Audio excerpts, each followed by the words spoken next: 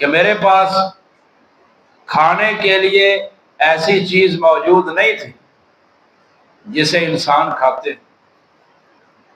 ایسی چیز موجود نہیں تھی جسے انسان کھاتے۔ ہاں، کعب بلال رضی اللہ تعالیٰ نے جب میرے ساتھ تھے تو انہوں نے اپنی بغل کے اندر کچھ کھجوریں چھپا رکھی تھی، وہ ہم کھایا کرتے تھے۔ باقی کوئی اور کھانے کے لیے چیز موجود نہیں پورے 30۔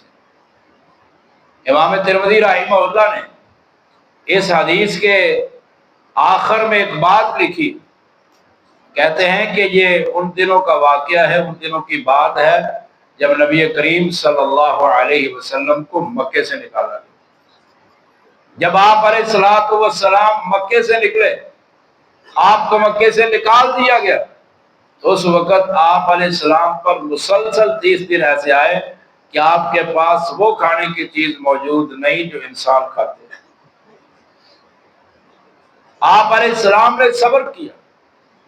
صحیح مسلم میں موجود ہے، نعمان ابن بشیر رضی اللہ تعالیٰ عنہ بیان کرتے ہیں، کہتے ہیں کہ عمر رضی اللہ تعالیٰ عنہ اپنے دور خلافت میں فتوحات کی وجہ سے ہونے والی آسانیوں اور آسائشوں کو دیکھ کر لوگوں کو مخاطب کر کے کہا، تمہارے پاس آسائشیں ہیں، تمہارے پاس سہولیات ہیں، کھانے والی چیزیں کثرت کے ساتھ موجود ہے۔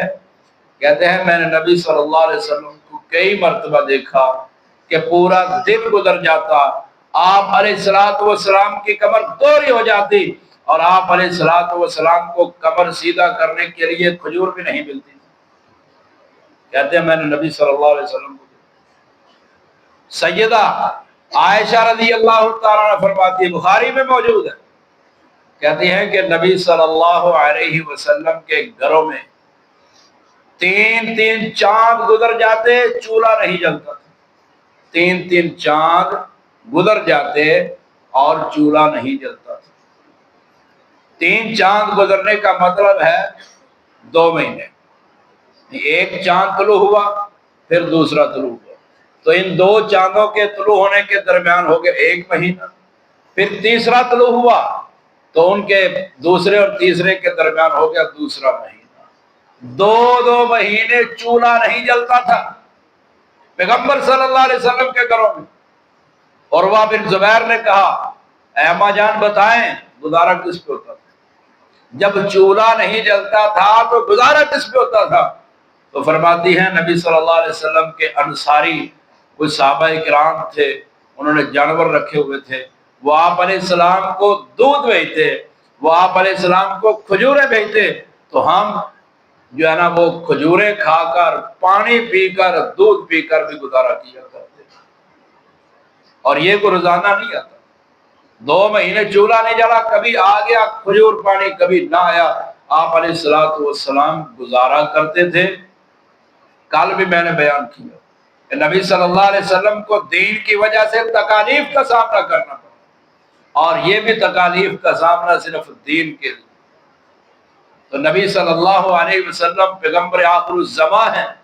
کل میں نے جو واقعہ بیان کیا اس کو کبھی ذہن میں لایا کرے، تصور کیا کرے کہ آپ علیہ الصلوۃ والسلام کا خوبصورت ترین چہرہ، خوبصورت ترین ہاتھ پاؤں، ان کو لہو لہان کر دیا گیا، اور کرنے والا بھی چچا۔ کس کے لیے کیا گیا؟ دین کے لیے۔ دین کی وجہ سے پیغمبر صلی اللہ علیہ وسلم کو زخمی کیا گیا، وہ بڑے حسین، جمیل، خوبصورت، تو اپنے اندر یہ صفت پیدا کر کہ صبر جو ہے نا وہ اپنے اندر پیدا کر۔ صبر 3 طرح کا ہوتا ہے، ایک ہوتا ہے الصبر علی الطاعہ، نیکی کے کام پر ڈٹ جانا، نیکی کا کام کرنا اور اس پر ڈٹ جانا، یہ صبر ہے۔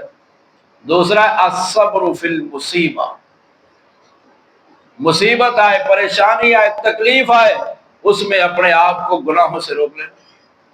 اور تیسرا ہے الصبر عن المعصیہ، گناہ سے رک جانا، یہ بھی صبر ہے۔ الصبر علی الطاعہ، الصبر فی المصیبہ، الصبر عن المعصیہ۔ اللہ رب العالمین ہمیں صبر کرنے کی توفیق عطا فرمائے، ہمارے اندر صفت صبر ایسے پیدا فرمائے جیسے نبی کریم صلی اللہ علیہ وسلم نے اس کو اپنایا۔ سبحان ربک رب العزت عما یصفون وسلام علی المرسلین والحمد للہ رب العالمین۔